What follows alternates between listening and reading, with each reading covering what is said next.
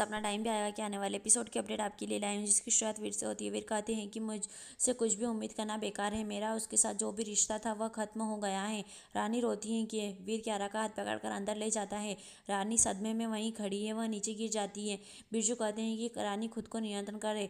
वीर रुक जाता है लेकिन पीछे मुड़कर नहीं देखता, वीर चल देता है।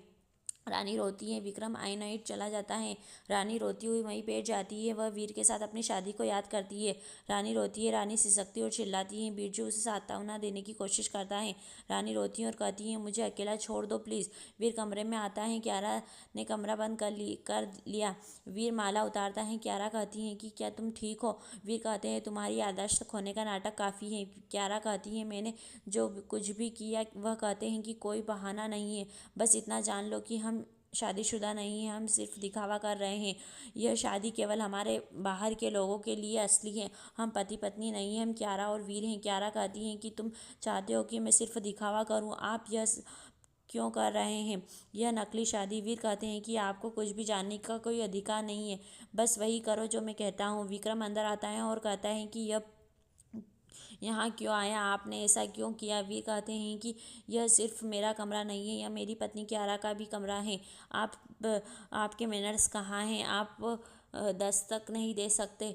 विक्रम कहता है कि तुम्हें क्या हुआ, तुम मुझसे इस तरह बात नहीं करते। क्यारा आपकी पत्नी, मुझे यह शादी मंजूर नहीं है। आप आज मुझे नज़रअंदाज नहीं कर सकते।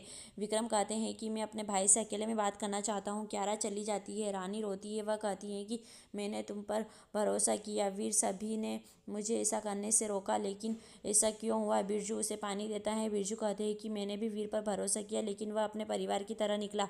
हम किसी पर भी भरोसा नहीं कर सकते, हम किसी के लिए भी अपनी जान दे देते हैं, अब हम किसी पर भरोसा नहीं करेंगे। रानी का कहना है कि यह सच नहीं हो सकता, वह मेरा भी नहीं था, वह किसी का था।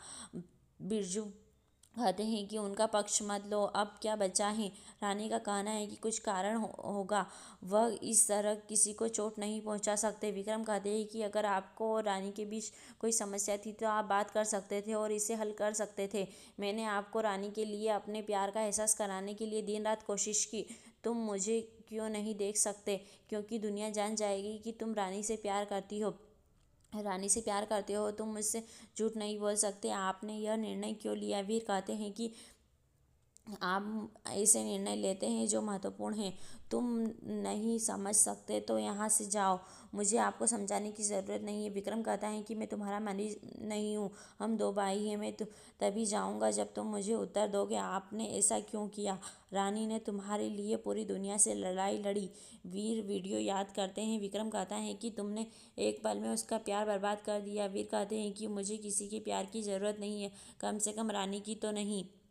हम दोनों के बीच एक ही रिश्ता था, इंसानियत का, और वह भी अब नहीं बचा। विक्रम कहते हैं कि आप ऐसे नहीं जा सकते। वीर उसे थप्पड़ मारता है।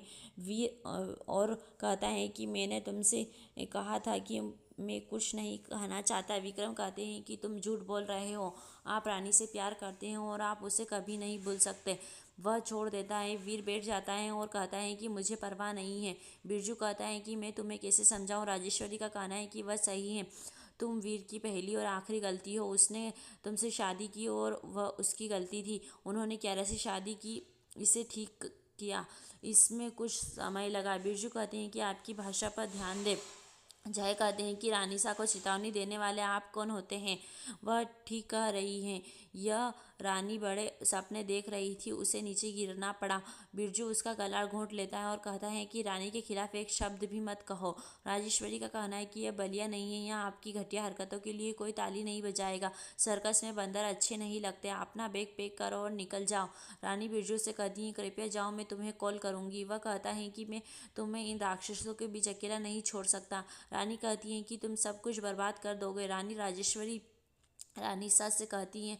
राजेश्वरी कहती हैं कि चिंता मत करो, मैं तुम्हें उसके साथ भेजूंगी। क्या आप हैरान हैं? जब आप यहाँ आई तो सोचा कि आप बेकार हैं, लेकिन आप एक नौकरानी थी। मैं अपने जीवन में पहली बार गलत थी। DIL, आप हमारा कचरा उठाने के लायक भी नहीं हैं। मैं वीर की वजह से चुप थी, वह किसी की भी मदद के लिए तैयार हो जाता है। मुझे पता था कि वह अपनी गलती से सीखेगा। उन्होंने सीखा कि आपकी और हमारी दुनिया में बहुत बड़ा अंतर है। वह चंपा को बुलाती है और कहती है कि मैंने तुम्हारा गृह प्रवेश किया, आप जिस सम्मान के पात्र हैं उससे थोड़ा अधिक मैं आपको दे रही हूँ। कभी वापस आने की कोशिश मत करना। कभी वापस आने की कोशिश करो तो मेरा नाम और मेरा चेहरा याद कर लेना।